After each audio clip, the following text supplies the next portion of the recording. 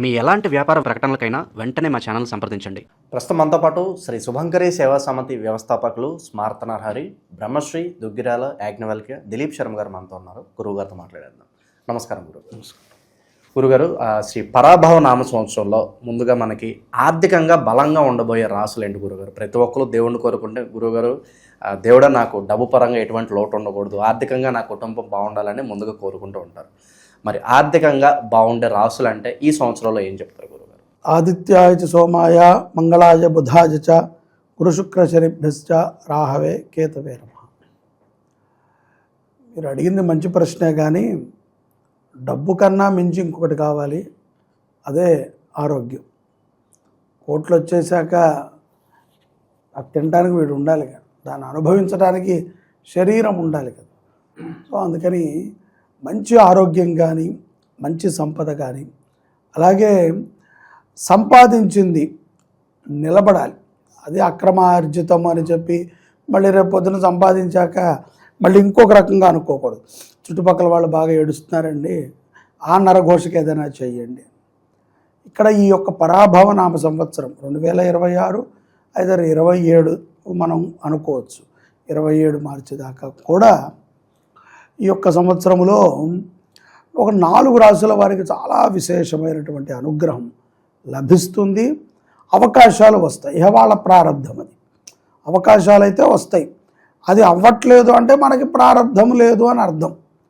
ఏదో మనకి ఇల్లు కొనుక్కునే అవకాశం వస్తుంది, వీడు ఆ సమయంలో బాగుపడలేదు అనుకోండి, ఎక్కడో పెట్టుబడి పెట్టాల్సి వస్తుంది, అప్పుడు పెట్టుబడి పెట్టలేదు అనుకోండి, అయితే ఇది ప్రారంధం, దాన్ని ఎవరో ఏం చేయలేం. ఈ యొక్క పరాభవనామ సంవత్సరంలో ముఖ్యంగా మేషరాశి వారికి కొంచెం ఆర్థికంగా బాగుంటుంది, పరిచయాలు మంచిగా ఏర్పడతాయి. అలాగే గురుడు 3-4 స్థానాల్లో సంచరిస్తూ ఉండటం వల్ల రాజ్య లాభాలు, అనుకోని పదవులని కూడా ఈ యొక్క మేషరాశి వారు పొందుతారు. 100కి 100% కూడా, ఏ దాంట్లో ఎటువంటి డోకా లేదు, 100కి 100% కూడా ప్రతి ఒక్కరూ నాయకులు, ఏదైతే రాజకీయ నాయకులు ఉన్నారో ఎవరూ కూడా నిజాయితీగా మేమేమీ సంపాదించకుండా బతుకుతున్నామని ఎవరిని అనుకోవడానికి లేదు. 100కి 100% అంతా కరప్టెడ్ అయిపోయింది. ఇందులో మనం దాన్ని నమ్మాల్సిందే. మనకి తెలిసినా కూడా మనమేదో మన మనసుకు సర్ది చెప్పుకుంటానికి మాత్రమే మా నాయకుడు గొప్పవాడు అని అనుకుంటాం. మా నాయకుడు తీసుకున్నా కూడా అక్కడ వృద్ధాశ్రమం కట్టాడు, ఇక్కడ అన్నదానం చేశాడు అని అనుకుంటున్నాం తప్ప 100కి 100% రాజకీయ నాయకులు అందరూ కరప్టెడ్ అయిపోయారు. ప్రభుత్వ రంగాలన్నీ కూడా కరప్టెడ్ అయిపోయినాయి, మనకు కనబడుతోంది కూడా. ఇలాంటి సందర్భంలో మేషరాశి వారికి కొన్ని అవకాశాలు కూడా వస్తాయి. రాజకీయ పరంగా కూడా వారి యొక్క జీవన విధానం ఉంటుంది. అయినప్పటికీ ఒక విషయం మనం బాగా గుర్తుపెట్టుకోవాలి, ఎంత కరప్టెడ్ అయిపోయినా కాలం అనేటువంటిది మనని చూస్తూనే ఉంది. కాలానికి నాకో నీకో సమాధానం చెప్పక్కల, కాలానికి ఎవరికి వాళ్ళు సమాధానం చెప్పాల్సిందే. ఆ సమయం వచ్చినప్పుడు నువ్వు అనుభవిస్తావా, నీ పిల్లలు అనుభవిస్తారా, నీ భార్య అనుభవిస్తుందా, నిన్ను నమ్ముకున్న వాళ్ళు అనుభవిస్తారా, దానికి రిజల్ట్ వాళ్ళు ఎవరో ఒకళ్ళు అనుభవించి తీరక తప్పదు. అదైతే తథ్యం. కాబట్టి నిజాయితీగా ఉండడానికి ప్రయత్నం చేయటము, సమాజ సేవని చేసేటువంటి మేషరాశి జాతకులకి చాలా సత్ఫలితాలు ఉన్నాయి. అలాగే ఈ యొక్క శని 12వ ఇంట ఉండటం వలన కొన్ని యోగిస్తాయి. మనం అనుకున్నట్టుగా ఉద్యోగాలు చేసుకునే వాళ్ళకి కానీ, లేకపోతే వ్యాపారస్తులకు కానీ కొంత లాభదాయకమైనటువంటి అవకాశాలు, ప్రమోషన్లు వస్తాయి, ధనలాభాలు కూడా ఉంటాయి. ఆకస్మిక ధనలాభాలు, కొన్ని పూర్వం ఎక్కడో ఇరుక్కుపోయినటువంటి ధనము అనుకోకుండా రావటము, లేకపోతే అసలు వీడు ఎవడూ పారిపోయాడు అనుకున్నవాడు తిరిగి వచ్చి ఇవ్వటము జరుగుతుంది. అంటే మేషరాశి వారికి కొంత మాట తీరుని కూడా మార్చుకోవాలి. అహంకారభూతమైనటువంటి మాటలను వీళ్ళు మాట్లాడకుండా ఉంటేనే వీళ్ళ లైఫ్ బాగుంటుంది. కొంతమందికి పొగరు ఉంటుంది, ఏంటి మనకేంట్లే, మాకు ఆడి తెలుసు, లేకపోతే నాకు ఇది తెలుసు. ఈ అహంకారమైన పక్కన పెట్టి ఎక్కడ మనము తగ్గి ఉండాలో తగ్గితే కనుక మేషరాశి వారికి చాలా బాగుంటుంది ఈ యొక్క పరాభవనామ సంవత్సరం. ఆర్థికంగా ఎవరయ్యా ఈ 12 రాశుల్లో పుంజుకునేవారంటే మేషరాశి ఒకటి చెప్పచ్చు. రెండోది వృశ్చిక రాశి వారికి కూడా ఇట్లాగే ఉంది. ఎందుకంటే వాళ్ళకు కూడా ఆదాయం 11, వ్యయము 5. ఇక్కడ స్త్రీ మూలకంగా వీళ్ళకి బాగా ధనము కలిసి వస్తుంది. కుటుంబ గౌరవాలు పెరుగుతాయి. గురుడు 9వ స్థానంలో సంచారం వల్ల, రాహుకేతువులు 4, 10 స్థానాల సంచారం వల్ల అన్ని రంగాల వారికి, వృశ్చిక రాశి వారికి ఆకర్షణంగా ఉంటుంది. ముఖ్యంగా కొంతమంది ఇక్కడ వృశ్చిక రాశిలో ఉన్నటువంటి కొంతమందికి ఏదైనా జాతకము రీత్యా వాళ్ళకి ఏదైనా ప్రభావం ఉంటే తప్ప మిగతా వారందరికీ కూడా ఆర్థికంగా చాలా బాగుంటుంది. ఏ పని అనుకున్నా కూడా సకాలంలో చేయగలుగుతారు వృశ్చిక రాశి వారు. ఈ పరాభవనామ సంవత్సరంలో ఏదైనా పని అనుకుని, అంటే మంచి పని, నేను ఏదో పని అనుకున్నాను సార్ అవలేదు అని నాకు ఫోన్ చేయకూడదు. మంచి పని, నలుగురికి ఉపయుక్తమయ్యే పని, కుటుంబానికి సంబంధించినటువంటి పనిని, సమాజానికి సంబంధించి ఏదైనా అనుకుంటే అది చేయగలుగుతారు. నిర్భయత్వంతో చేస్తారు. అందులో కూడా సంకోచం లేదు.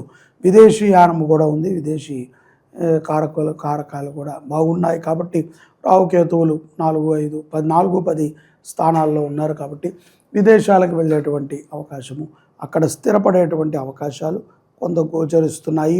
ఏ స్త్రీ మూలకంగా అయితే కనుక ధనం వస్తుందో అదే స్త్రీ మూలకంగా కొంత అవమానాలు కూడా ఉంటాయి. కాబట్టి కొన్ని విషయాల్లో జాగ్రత్తగా ఉండాలి. 4వ ఇంట రాహు సంచారం ప్రారంభమైన తర్వాత భార్యాబిడ్డల మధ్య కొంచెము స్పర్ధ వస్తుంది. జాగ్రత్తగా నచ్చి చెప్పుకొని గుడి బలాన్ని సమకూర్చుకుంటే కనుక బాగుంటుంది. ఇక మేషరాశి తరువాత శ్రీ పరాభవనామ సంవత్సరంలో వృశ్చిక రాశి వారిది 2వ మార్గంగా మనం చెప్పవచ్చు. ఇక తర్వాత వృశ్చిక రాశి వారిది అయిపోయిన తర్వాత మనము 3వ దాంట్లోకి ధనుస్సు రాశి వారిని తీసుకోవచ్చు. వీళ్ళు కూడా ఆదాయం 14, వ్యయము 11 ఉంది. వీళ్ళకి కూడా ఏంట్రా అంటే ఉద్యోగము కంటే కూడా వ్యాపారస్తులకి ధనుస్సు రాశిలో ఎక్కువగా సంపాదిస్తారు. పురుష సంతతి వృద్ధి చెందుతుంది. దీర్ఘకాలికంగా ఉన్నటువంటి కొన్ని సమస్యల నుంచి ఈ పరాభవనామ సంవత్సరంలో బయటపడతారు.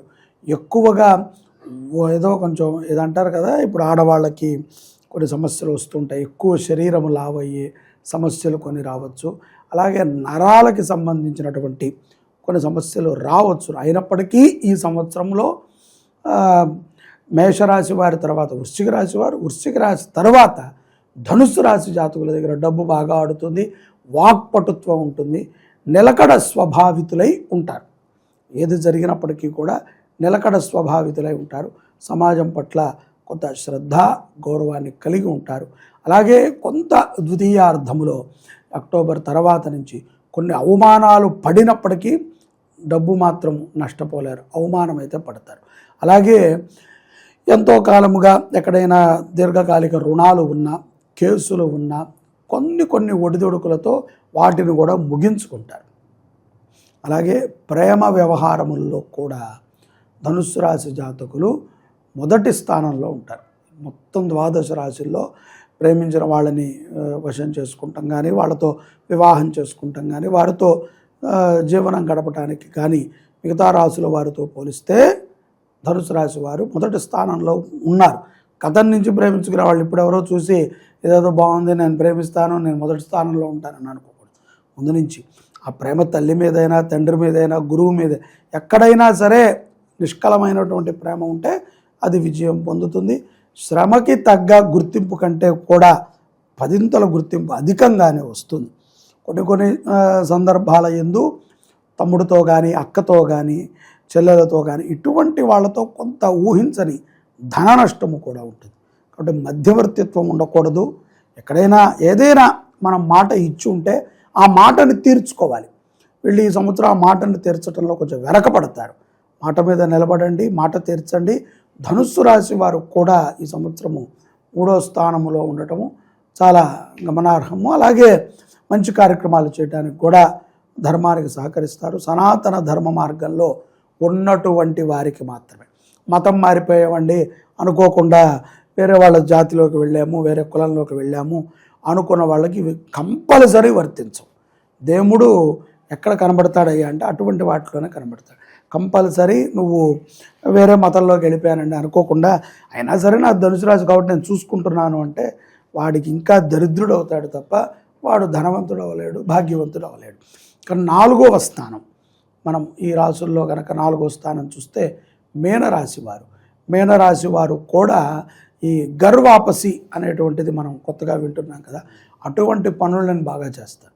దానివల్ల కీర్తి ప్రతిష్టలు, అంటే ఇతర మతములోకి వెళ్ళిపోయినటువంటి మన హిందువులకి మన హిందూ మతం గురించి తెలిపి తీసుకువెళ్ళటం ఒకటేనండి. ఇప్పుడు ఏ మతంలోకైనా ఎందుకు వెళ్తారు? అవైలబిలిటీ బట్టి వెళ్తారు. ఇతర మతంలోకి వాళ్ళకి సీట్లు ఎక్కువ ఉన్నాయి, వాళ్ళకి హాల్ పెద్దది, సీట్లు ఎక్కువ ఉన్నాయి, అందరూ వచ్చి కూర్చోవాలి కాబట్టి వాడు బయట అనౌన్స్ చేస్తూ ఉంటాడు, రండి రండి రండి అని. అర్రే నన్ను ఎవడూ పిలవట్లేదే అని చెప్పి ఎవడో బికారిగాడు, బుద్ధి జ్ఞానం లేనివాడు, ఇంతకాలము శాస్త్రి అని పెట్టుకున్నవాడో, రెడ్డి అని పెట్టుకున్నవాడో, చౌదరి అని పెట్టుకున్నవాడో బుద్ధి లేక అటు వెళ్తాడు.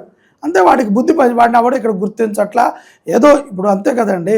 ఇప్పుడు రోజు 100 మంది స్కూల్కి వెళ్తున్నారు, ఒకరోజు రిటర్న్ వచ్చేటప్పుడు 99 మంది వచ్చి ఒకడు మిస్ అయ్యాడు. ఆ ఒకడి మీదే ఉంటుంది ఇంటెన్షన్. ఆ ఒక్కడు ఎక్కడికి వెళ్ళాడు? ఏ అరణ్యంలోనో కోతుల మధ్యలోకో పందుల మధ్యలోకో వెళ్ళాడు. ఆ పందులన్నిటికీ వాడు సపరేట్గా కనబడతాడు, ఆ కోతులన్నిటికీ వాడు సపరేట్గా కనబడతాడు. అరే మన ఆకారంలో లేడు వీడేంటి అని, వీడికి కూడా అవి సపరేట్గా కనబడతాయి. సో అమ్మ ఒక గుర్తింపు ఉందనుకుంటాడు వీడు. తీరా చూస్తే కొంతకాలం తర్వాత ఆ కోతుల్లోనో ఆ పందుల్లోనో కలవాలి.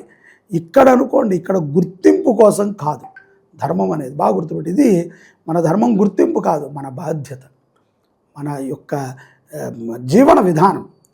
అంతే తప్ప నన్ను గుర్తించలేదు గుడికి వెళ్తే అందుకని నేను చర్చిలోకి వెళ్ళిపోయాను, అందుకని నేను ముస్లింలోకి వెళ్ళిపోయాను అంటే అది మూర్ఖుడు. వాడు ఎక్కడున్నా అంతే. రేపు పొద్దున ఓ 3 తరాల తర్వాత ముస్లిమ్స్ గుర్తించలేకపోతే అప్పుడు చర్చిలోకి వెళ్తాడు కదండి. అందుకని ఏంటంటే అటువంటి గర్వాపసి పనులు మీనరాశి వాళ్ళు, అందులో కూడా యంగ్ పీపుల్ బాగా చేస్తారు. వీళ్ళకు కూడా ప్రజాస్వామ్యంలో మంచి గౌరవమైనటువంటి పదవులని ఆకాంక్షిస్తారు. బాగుండే రాసులు చెప్తారు. ఆర్థికము అంటే డబ్బు ఒకటే కాదు, ఇందాకే చెప్పాను కదా, ఆరోగ్యం, మంచి ఆరోగ్యవంతులై ఉంటారు. ఎంతోమందిని మీనరాశిలో ఉన్నటువంటి యువతీ యువకులు, ముఖ్యంగా యువతీ యువకుల్లో యువకులు, కుర్రవాళ్ళు, ఆడ మగపిల్లలు ఉంటారు కదండి, పిల్లలు, టీనేజ్ పిల్లలు, వాళ్ళు ఒక బాధ్యతను తీసుకుని ఒక ఉద్యమంలాగా ఎవరెవరైతే కనుక ఇట్లాగా సనాతన ధర్మం గురించి వ్యతిరేకిస్తున్నారో వారి మీద యుద్ధం చేస్తారు. అట్ ద సేమ్ టైం వాళ్ళని జుట్టుపట్టి తీసుకొచ్చి ఇక్కడ నుంచోపెట్టి అహంకార విభూతులై ఉంటారు. సో అది చాలా డబ్బు, మనం సంపాదించే లక్షల కోట్లకు మంచి అటువంటి వాడిని ఒక్కడిని వీళ్ళు మార్చగలిగితే సద్బుద్ధి, మంచి చదువులో చైతన్యంగా ఉంటారు. అలాగే విదేశీయానము కూడా మీనరాశి వారికి బాగా కనబడుతోంది. డబ్బుకైతే కొరద ఉండదు, అప్పులు తీరుతాయి. ఒకవేళ ఎవరో చిన్న వాళ్ళు చూసి ఉండొచ్చు, యూట్యూబ్ చూసి అయ్యో మేము పేదవాళ్ళం కదా మరి మా పరిస్థితి, వాళ్ళకి డబ్బుకి అప్పుకి లోటు ఉండదు. అప్పు కూడా ప్రెజర్ లేనటువంటి అప్పు వస్తుంది. ప్రభుత్వ ధనాన్ని తినేటువంటి అర్హత ఈ 12 రాశుల్లో మీనరాశి వారికి ఉంటుంది. ప్రయత్నం అయితే చేయాలి, గవర్నమెంట్ ఉద్యోగాలు కూడా పొందుతారు.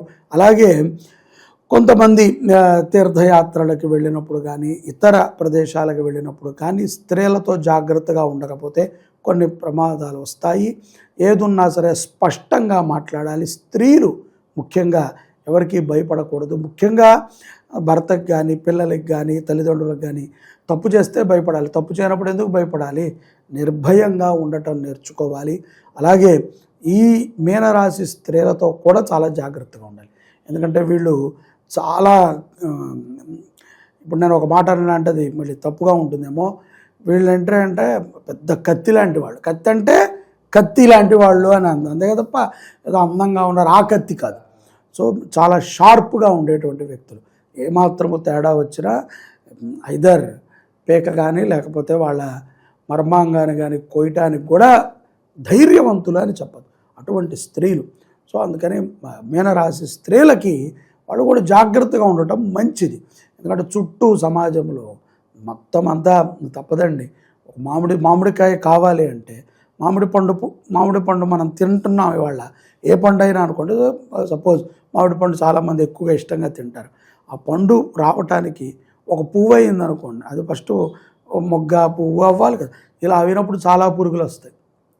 అది బాగా పండిన తర్వాత అంటే ఇక తినడానికి సిద్ధమైనప్పుడు ఎక్కువ రావు, మళ్ళీ అది బాగా పండిపోయాక ఎక్కువ వస్తాయి. బాగా కుళ్ళిపోయే స్థితికి వచ్చి అప్పుడు మళ్ళీ పురుగులు వస్తాయి. మధ్యలో పక్వత ఉన్నప్పుడు ఎక్కువ రావు. సో ఈ పక్వతగా వెళ్ళటానికి అలా అటు పూర్తిగా పండవటానికి మధ్యలో ఉన్నటువంటి జీవితం ఏదైతే ఆడవాళ్ళది ఉంటుందో ఇటువంటి సందర్భంలోనే చెడు వ్యక్తులు, చెడు స్వభావాలు, చెడు మనస్కరం ఉన్న ఎక్కువ మంది జాయిన్ అవుతారు. సో అందుకని మీనరాశి జాతకులు ఆడపిల్లలు చాలా ధైర్యంగా ఉండాలి. విదేశాల్లో ఉన్నవాళ్ళు ముఖ్యంగా దేనికి లొంగక్కర్లేదు. అవసరమైతే ఉంటే ఇవాళ ఉంటాం, లేకపోతే రేపటికి రెండో రోజు నష్టం లేదు. కానీ జాగ్రత్తగా మనం మన యొక్క ధర్మానికి కట్టుబడి ఉండటం మంచిది. అటువంటి ధనాల్లో, ధనం అంటే మీరు ఆర్థికంగా అని అడుగుతుంటే నేను ఇక్కడ ఏదో ఉన్నదంతా చెప్తున్నాను, కానీ నేను అనేది ఏంటంటే ధనం అంటే అటువంటి సంపద కూడా చాలా మంచిది. సో ఈ పరాభవనామ సంవత్సరంలో మనకి విజయాన్ని ఎక్కువగా తెచ్చిపెట్టేటువంటి వారు మీనరాశి వారు. సో మీనరాశిలో ఉన్న జాతకులు సనాతన ధర్మానికి కట్టుబడి ఉంటారు కాబట్టి మొత్తం 4వ స్థానంలో ఉన్న లాస్ట్ ఈజ్ నాట్ లీస్ట్ అన్నట్టుగా, ఏదో లాస్ట్ ఇది నాట్ లీస్ట్ అన్నట్టుగా వీళ్ళు ఆఖరిలో ఉన్నప్పటికీ చాలా ముందు స్థానంలో ఉన్నట్టుగానే భావనతో చెప్తూ వీరికి కూడా ఆర్థికంగా బాగుంటుంది. ఇక ఈ ధన కరక వర్షం వీళ్ళందరికీ కూడా ఇలాగే కురవాలంటే ప్రత్యేకంగా ఏదైనా పరిహారాలు చేసుకుంటే బాగుంటుందంటారు గురుగారు? ఏదైనా ఇది ఎప్పుడూ కురిసేది కాదండి, కాలానుగుణంగా కురిసేది. సో కురిసినప్పుడు జాగ్రత్తగా ఉంటే చాలు. ప్రత్యేకంగా ఏం చేయక్కర్లేదు. క్షేత్ర దర్శనాలు చేయటం, ఏదైనా శివక్షేత్రాలు, ఈ 4 రాసుల వారు శివుణ్ణి ఆరాధన చేయటము, శివక్షేత్రాలకి వెళ్ళేటువంటి భక్తులకి సహకరించడం, పురాతనమైనటువంటి శివ దేవాలయాలకి సహకరించడం, ముఖ్యంగా ఈ 4 రాసుల వారు గోవుని పోషించటం వలన జన్మశాపాల నుంచి నివృత్తి అవుతారు అనేటువంటి భావాన్ని తెలియజేస్తారు. ఓవరాల్గా ఈ సంవత్సరంలో ధనపరంగా ఏ రాశుల వాళ్ళకి అద్భుతంగా కలిసి వస్తుందో మంచి విశ్లేషణ అందించారు. ధన్యవాదాలు. నమస్కారం.